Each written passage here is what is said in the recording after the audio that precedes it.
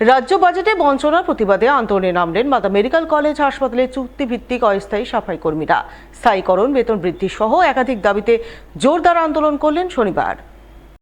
যার অঙ্গ হিসাবে এদিন মালদা মেডিকেল কলেজ হাসপাতালের চুক্তিভিত্তিক অস্থায়ী সাফাই কর্মীরা হাসপাতাল চত্বরে বিক্ষোভ দেখান। সাফাই কর্মী জিন্দাবাদ, জিন্দাবাদ, মালদা জেলা সাফাই কর্মী জিন্দাবাদ, জিন্দাবাদ। এই রাজ্য বাজেটে আমাদেরকে বঞ্চিত করা হলো কেন? আমাদের অধিকার দিতে হবে, দিতে হবে। সাফাই কর্মীরা বঞ্চিত কেন? জবাব চাই, জবাব চাই, জবাব চাই, জবাব। বিক্ষোভকারীদের অভিযোগ, তারা করোনাকালে প্রথম সারির যোদ্ধা হিসাবে কাজ করেছেন, নিজের জীবন বাজি রেখে হাসপাতাল সাফসুত্র রাখার কাজ করে গেছেন, কিন্তু তা সত্ত্বেও এবারের রাজ্য বাজেটে তাদের কথা ভাবা হয়নি। তারা দীর্ঘ বহু বছর ধরে কাজ করলেও তাদের স্থায়ীকরণ করা হয়নি। বেতন বৃদ্ধির ব্যাপারে বাজেটে কোনো উল্লেখ নেই। এর প্রতিবাদেই আজ তারা আন্দোলনে নেমেছেন, হাসপাতালে বিক্ষোভ দেখাচ্ছেন। তাদের দাবি পূরণ না হলে আগামী দিনে বড় ধরনের আন্দোলন করতে বাধ্য হবেন।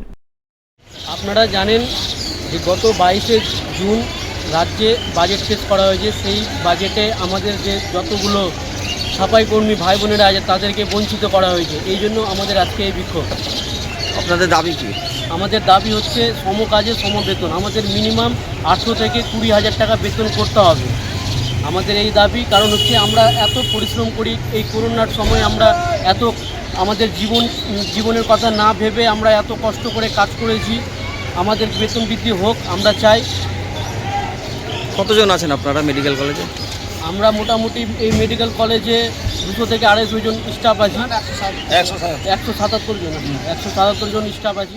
আজকে আমাদের আন্দোলন মূলতম যে 22 তারিখে যে রাজ্য বাজেট পেশ হয়েছে, সেখানে কিন্তু সাফাই কর্মীদেরকে বঞ্চিত করা হয়েছে, যারা বিশেষ করে কন্ট্রাকচুয়াল। আপনারা প্রত্যেকে জানেন, যখন 2019 করোনার সময়, এই করোনার সময় কিন্তু হাসপাতালের সাফাই কর্মীরা কিন্তু প্রথম যোদ্ধা হিসাবে ছিল।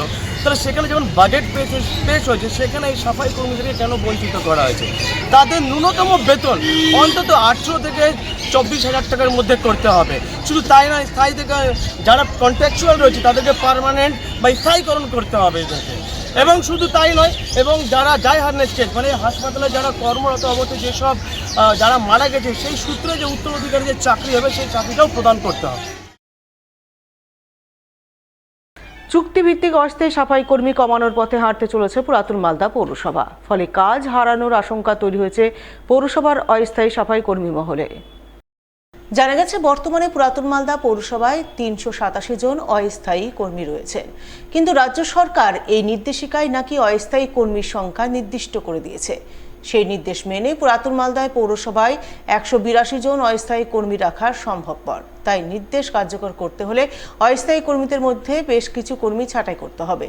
সেই বিষয় নিয়ে শনিবার পুরাতন মালদা পৌরসভায় এক বৈঠক অনুষ্ঠিত হয়। বৈঠকে পৌরসভার চেয়ারম্যান, পৌর আধিকারিক সহ বিভিন্ন ওয়ার্ডের কাউন্সিলররা হাজির ছিলেন। সেখানেই অস্থায়ী সাফাই কর্মীদের একাংশকে ছাঁটাই করার ব্যাপারে আলোচনা হয় বলে খবর। যদিও পৌরসভার চেয়ারম্যান বিভূতিভূষণ ঘোষ জানিয়েছেন, প্রকৃত সাফাই কর্মীদের বঞ্চিত করা হবে না, কিছু সুপারভাইজার কমাতে হবে। তবে তারা চাইছেন সকলেরই কাজ থাকুক। সেই ব্যাপারে সমাধান সূত্র বের করতে আজ আলোচনায় বসেছিলেন। কোন পথে এই সমস্যার সমাধান সম্ভবপর তা নিয়ে আলোচনা করলেন। আমাদের যেটা ছিল West Bengal wages employment generation scheme, 100 দিন নয়, এটা বাস্তবে কাজগুলো হচ্ছে লেবার হিসাবেই করা। লেবারের কাজ করবে, পেমেন্ট পাবে, সেগুলো আমরা দিতাম।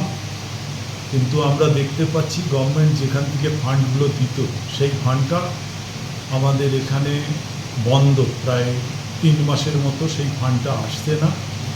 পরবর্তীতে আমরা চিন্তাভাবনা নিয়েছি, চিন্তাভাবনা নিয়ে যাতে করে শহরের যে পরিষ্কার পরিচ্ছন্নতা বজায় রাখা যায়, সেই চিন্তাভাবনা রেখে যারা ছাপাই কর্মী, প্রকৃত ছাপাই কর্মী, সেই প্রকৃত ছাপাই কর্মীদের আমরা, যারা ছাপাই শহর পরিষ্কার করে, তারা যেন আমাদের কাছ থেকে বঞ্চিত না হয়, সেই চিন্তাভাবনা নিয়ে আমরা আজকে একটা সিদ্ধান্ত নিয়েছি। সেই সিদ্ধান্তে আমরা আশা করি প্রকৃত ছাপাই কর্মীরা আমাদের পৌরসভার কাছ থেকে বঞ্চিত হবে না, তাদের কাজ রেগুলার থাকবে এবং তারা কাজে যুক্ত থাকবে। তাদের স্যালারির ব্যাপারটা আমরা ভেবেছি এবং ভেবে সেটা স্যালারির ব্যাপারেও আমরা আপাতত 2 মাসের স্যালারি দেওয়ার চিন্তাভাবনা নিয়েছি আজকে আলোচনা করে। এবং আগামী দিন যারা আপনারা বলছেন একটা সংখ্যা গভর্নমেন্ট বেঁধে দিয়েছে এখন, সেই সংখ্যাটা রাখতে গেলে কিছু যারা ছাপাই কর্মী নয়, যারা সুপারভাইজার আছেন, তাদের সংখ্যাটা সীমিত করেছে। সেই সীমিতের জন্যে হয়তো কিছু বাদ যেতে পারে। তবু আজকে আমরা কাউন্সিলর নিয়ে এখানে বসেছিলাম, আমাদের সিদ্ধান্ত যে যাতে করে বাদ না যায় সেই রাস্তার আমরা সন্ধান করছি, কিভাবে তাদের রাখা যায়।